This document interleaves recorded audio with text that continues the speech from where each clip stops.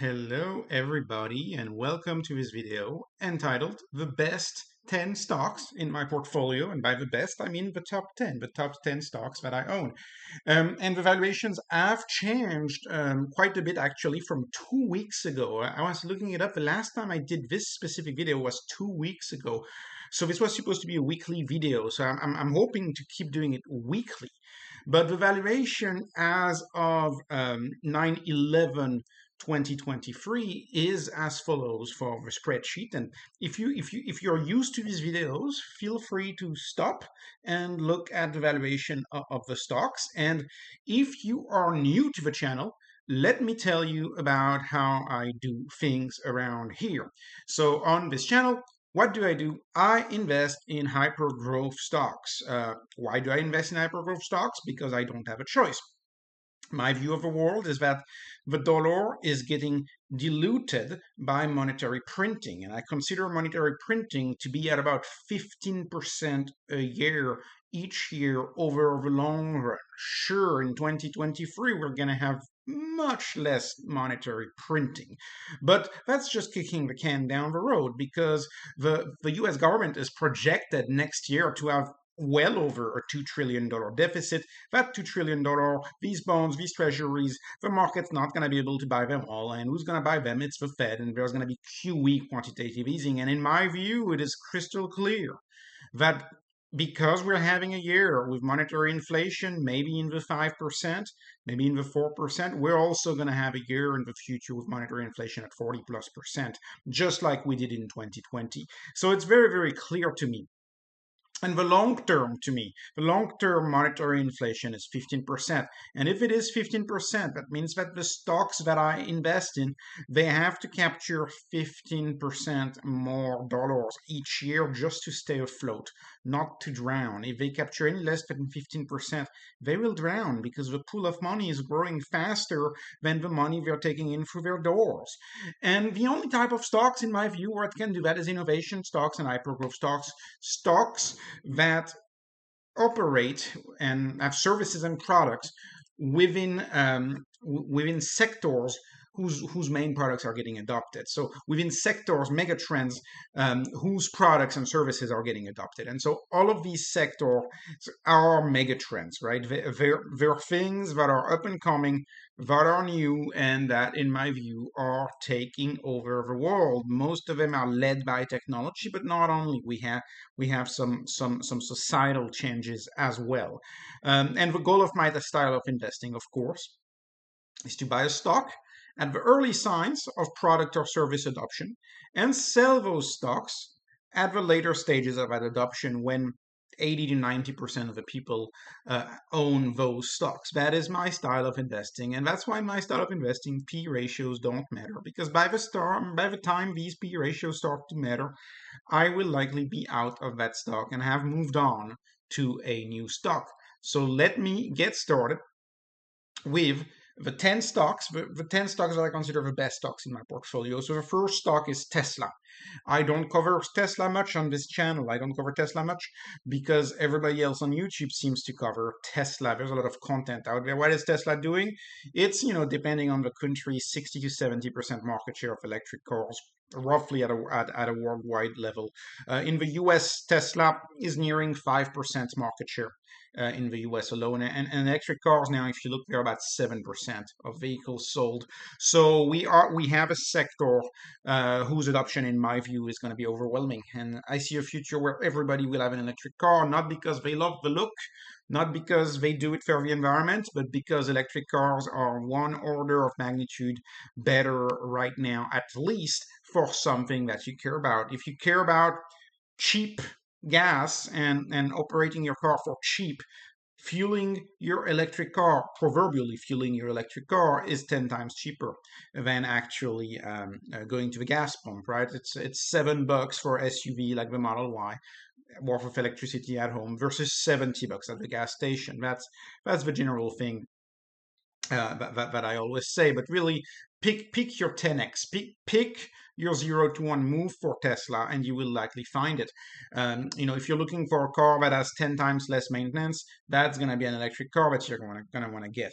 If you're looking for a car that accelerates faster than most sports car that you could reasonably afford in the ICE gas world, that's going to be an electric car that you're going to want, again, because the technology is just a step change.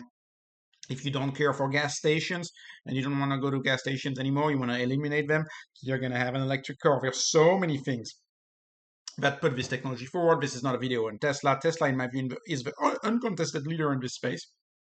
And knowing that transportation, knowing that transportation is the second to third biggest consumer household spend out there, right? I mean, it's a tie for health. Real estate is number one.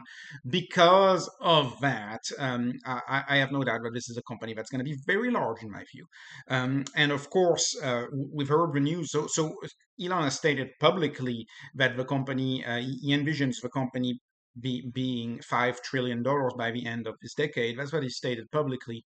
But if you read the autobiography, in the autobiography, he is quoted talking about the company being worth $10 trillion. So this is a CEO who is committed to this company and who has a very long-term and a very massive view of this company. And we'll see. But in my view, it's my safest bet. Risk adjusted, I think it's one of the better stocks out there, despite the valuation. And the valuation is actually not that high. If you were to compare it to like an Nvidia, it's really not that high. It's cheaper than Nvidia. It's cheaper than a Shopify. It's cheaper than a lot of SaaS stocks. The valuation it's high, but it's not the highest thing. And if you look at the long-term returns, we've got 53% nominal returns.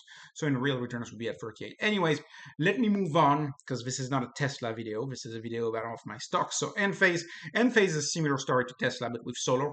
That's why I call this megatrend the energy revolution megatrend. Residential solar is taking off in the US, about 4% adoption in the US, 10% in the EU. If you look at Australia is kind of a blueprint for adoption. Australia is already at 30% of solar. Solar is getting adopted. Right now, there's two main players in residential solar. It's a duopoly, and that those players are Enphase and Solar Edge. I believe Enphase has the technically superior solution for small installs, which is why I own Enphase. Enphase is the company that pioneered the microinverters and is the leader in microinverters. A recent documentary I've watched highlights the market share of Enphase at 99%. If you're interested in all the details, I recommend watching my my Australia video where we talk about the market share of Enphase and how Enphase works. Noteworthy to say that Enphase, the total returns have been slightly under Tesla, but not that much over the long run. They've been not that much smaller than Tesla, and so in my view, this is a company that will continue to outperform and continue to do very well. Moving on to HIMS.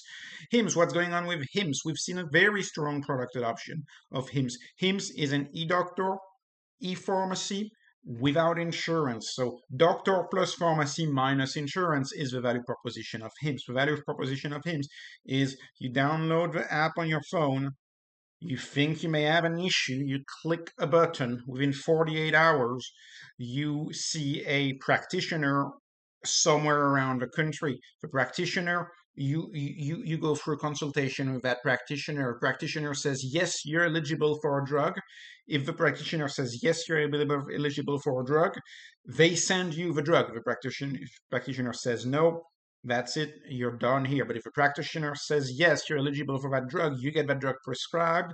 That drug is sent to you by HIMS directly from one of its two automated warehouses and comes through a mail on a regular, typically monthly basis. And you get a messaging function that allows you to follow up with your practitioners and get easy renewal of your prescriptions. And of course, HIMSS is doing that with fully automated warehouse pharmacies as opposed to a very large network of pharmacies, so you save tremendous costs. And it's doing that outside of the insurance reimbursement system, which means that you save a tremendous amount of cost in the form of administration and other forms of red tape, which is why for a lot of medications, HIMSS ends up actually being cheaper than your copay for insurance. And the way I view HIMSS is I view HIMSS as actual healthcare as opposed to sick care. The current system that we have, I view as sick care, and I view HIMSS as healthcare. HIMSS solves the hurdle that comes associated with getting care for your insurance by entirely eliminating insurance out of the loop, and in the process making that whole experience much faster, much simpler, much more enjoyable. And that's why it's a company that I like very much, and I think it's a company that could revolutionize a large portion of healthcare and even create a new form of healthcare called preventative healthcare. Are we going to see a world where it's perfectly socially acceptable for a lot of consumers to just pay for treatment out of their own pocket with their own money, entirely outside of their insurance, and get better treatment from the truly private sector, from the truly unregulated private sector without insurance? And I believe that's where the world is headed, because at the speed at which healthcare moves, there's going to be a lot of things that are not going to be covered by insurance because insurance takes forever to catch up. And this is where I believe HIMSS comes in. So I love HIMSS very much. Palantir, let's talk about Palantir, a suck on. So I like Palantir very much. I am giving them the benefit of the doubt for their long-term growth because the CEO in the early days of Palantir's IPO, well, it was a direct listing, Palantir's direct listing, but the CEO was very adamant about the company growing 30% over the next 10 years, right? This decade, 30% growth each year, year after year. And that's what initially caught my attention. I was very compelled by that number. Palantir, in my view, is the uncontested leader in AI for the military of the Western world and over law enforcement and private intelligence, public intelligence agencies. And because of that, they have clear relationships with the governments that allow them to sell their GoFam software. And the GoFam software, in my view, right now, if you look, is actually where much of the growth still comes from. This is a company a little more expensive right now because the market is hopeful about the AIP product and the AI applications of the Palantir software. Palantir software is promising software. Of course, right now, the market with IT budgets the way they are, they've had trouble with adoptions of that software, but I think that software adoption will pick back up. And I am bullish on Palantir, but I came to my conclusion of being bullish on Palantir. I want to point that out on my own. This is another stock where there's a lot of hype, and that's why I think one of the undercover things about Palantir is the military sector. But anyways, I've said that before in prior videos. If you're not new to the channel, if you're new to the channel, feel free to watch at what I've done. Another big point for Palantir is that it was founded by one of the members of PayPal Mafia, right? Peter Thiel, fellow head of PayPal with Elon Musk, right? So this is an entrepreneur with a serious vitae that has founded this firm. Let me move on to Crowdstrike. Crowdstrike, very quickly, it's an antivirus. We have 3-year annual recurring revenue guidance that they've given us, which if you backtrack that, you can estimate about 39% growth using that ARR. What they are is that they are a antivirus software that relies heavily on network effects, and so their Falcon software is installed on so many endpoint devices, be them laptops, Internet of Things, terminals, phones, doesn't matter. That's an endpoint security system, and these have antivirus. And when they have this antivirus, what this means is whenever a breach is detected, CrowdStrike can broadcast that breach to the largest network out there and really stop a lot of attacks before they even happen because they have that network. I believe they have the most data because they have the most data. They're more likely to win, and I believe cybersecurity in general is a winner take most market and not a market where you can have players that are evenly distributed. And this is because having more data is of the utmost important. And you can make that network effect argument for a lot of companies here, including Tesla, including Airbnb, which are two companies that I'll get to. Let me move on to MercadoLibre. MercadoLibre is to me it's the most compelling e-commerce website right now to me, because their success in Latin America is quote unquote proven. They're number one in so many countries in Latin America, but their bigger market are Mexico, Brazil, and especially Argentina. They've been successful in Argentina, which is a very tough environment to navigate because of the inflation situation in Argentina. I believe it hit a few days ago 110%. This is a company that reported almost 160% growth year over year in constant currency in Argentina. So that means they're growing even in Argentinian currency. They also have a promising fintech division. I believe buying this company is still like buying an Alibaba or an Amazon in 2007. Penetration of e-commerce in Latin America is still going at full steam, at full speed. And this company with a 73 billion market cap, I think, is a fraction how large it could become given the size of that market. And it's been an outstanding performer in the past with 27% ARR. The growth is unabated. It's still growing very fast at 33% revenue growth despite its current size.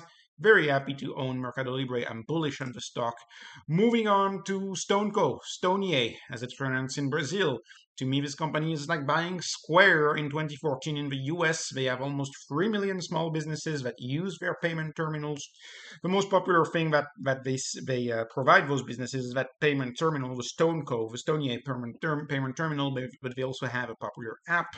They are being successful at accepting Pix payments. Pix payments is the quote-unquote FedNow of Brazil, although FedNow has not been launched in the US yet. And I think they're well embedded within Brazilian culture and within the payment space in Brazil. Very interestingly, this stock is a darling of both Warren Buffett and Cathie Wood.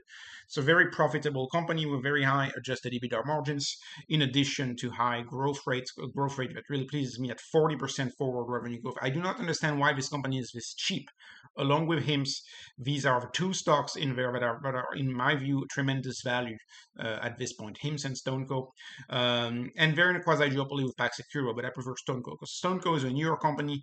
It grows about twice as fast as PagSeguro. PagSeguro, last time I looked, at 19% forward revenue growth predicted. StoneCo has 40%, so I much prefer 40%, which is why I own StoneCo. Now let's move on to SoFi. So as you know, in this spreadsheet, SoFi is my last position in terms of position sizing, but it recently passed in front of Nubank, and I should have removed that. Let me remove that right now. So I own SoFi. I own SoFi. Why do I own SoFi? I think SoFi is going SoFi, first of all, right now is cheaper than Nubank, and which is why I've been buying back some into SoFi as the stock went down. And this is a company that is competing against legacy banks, legacy brick and mortar banks. They don't have branches. Because they don't have branches, they're able to offer quote unquote the best or the near best product in every segment categories. And because of that, they're able to do very well. A lot of customers are signing up for SoFi for direct deposit. Right now, they're getting a lot of customers because of how much they pay on savings accounts. And their different SoFi products are also very successful, including the SoFi personal loans products. SoFi has come under a little bit of criticism recently for their investment products, but nonetheless, I believe this is a temporary hurdle. SoFi is another one of these stocks that is heavily covered on YouTube, so I'm not going to spend too much time covering it. I don't spend too much time covering it because everybody else does, but I'm nonetheless bullish on the company. I usually can't choose between SoFi and Nubank. That's why they're almost equal size situations, but I've been adding to a little more SoFi recently. because of that my evaluation changing for Nubank, and Nubank being a tad more expensive now. And moving on to Airbnb. What about Airbnb? Airbnb just went into the S&P 500. It was accepted, but it's going in on 9/17 is when it's going into the S&P 500. So this means to me that a lot of people, a lot of money managers are going to end up buying Airbnb, buying the stock. Airbnb is a disruptor of hotels, but they disrupt. They still have almost 90% to go in disrupting hotels, and I'm not saying they will disrupt all the hotels, but clearly right now they've captured 10% of that previously held by hotel market, and I believe they can go to 30 or 40% of that market. So we have a tremendous amount of growth in the quote unquote replacing hotels category. But in my view, I think their major potential is in disrupting the mom and pop rental market of homes, where a lot of landlords who were previously renting through the traditional process are now renting through Airbnb, and because they have that layer of trust that you don't necessarily have when you rent to as a mom and pop landlord to people that you get on Zillow, for example. So you don't have that layer of trust. I think Airbnb creates a major layer of trust in case of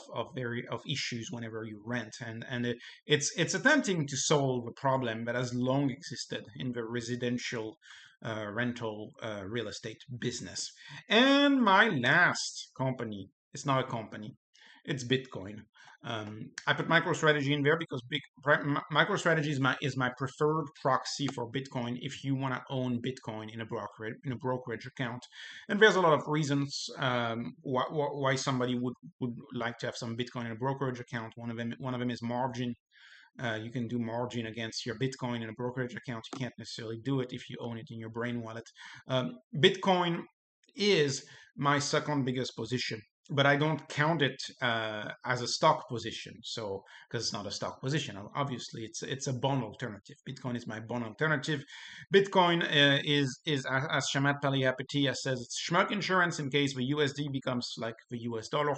And if you look at Bitcoin denominated in currencies like the Argentinian peso or the Turkish lira, you see that Bitcoin has no downward volatility whatsoever. Bitcoin is only up in those currencies because those currencies are falling faster than the volatility of Bitcoin. Bitcoin to me is kind of a pristine asset, and I view it as an asset that, unlike bonds, has no counterparty risk, which I love. Let's remember the US debt got downgraded again because every 2 years we don't know whether treasuries are going to get their coupons paid because there's political shenanigans happening and political debate, which always gets it too close to the deadline. And so that's why Fitch and Moody's have downgraded treasuries because and to quote Elon Musk, I'm going to quote Elon Musk here on I believe it was Q1 2023. I'll quote Elon Musk in reference to the money they make on their cash. He said, "We'll see how risk-free it really is. We'll see how risk-free bonds really are." And I love that Bitcoin is not a bond. And it is, in my view, over the long term, more stable than stocks. And I believe this asset, with enough time, will end up being a more stable asset than stocks. A little bit like gold today is. Gold is more stable than stocks today. And I love Bitcoin very much for that reason. It's also helpful to see the total returns of Bitcoin. You see at a mind-boggling 78% between 2015 and 2020. Of course, a little more down now, but you've still had returns. I mean, if you look at the Bitcoin returns over a very long run, they really don't make much sense because this is an investment that you could start buying when the market cap was in the millions of dollars. So this really doesn't make too much sense. The only fair comparison you can make about Bitcoin is doing it to a company at the seed stage, right? And getting that investment at the seed stage. Bitcoin had the advantage that you could buy it at the seed stage. That's why if you compare long-term returns of Bitcoin from 2018 to today, it's actually not really fair to do that. But if I believe 2015 to today is fair, and if you do 2015 to today, the returns are still in excess of Tesla. This is an old screenshot right here. Anyways, These were my 10 stocks. It's my top 10 stocks, my top 10 portfolio. This is not investment advice. This is just literally me talking about my stocks. I appreciate your likes. I appreciate your subscribes. I appreciate you watching the channel and following me on X if you can. Thank you very much for watching and have a wonderful day.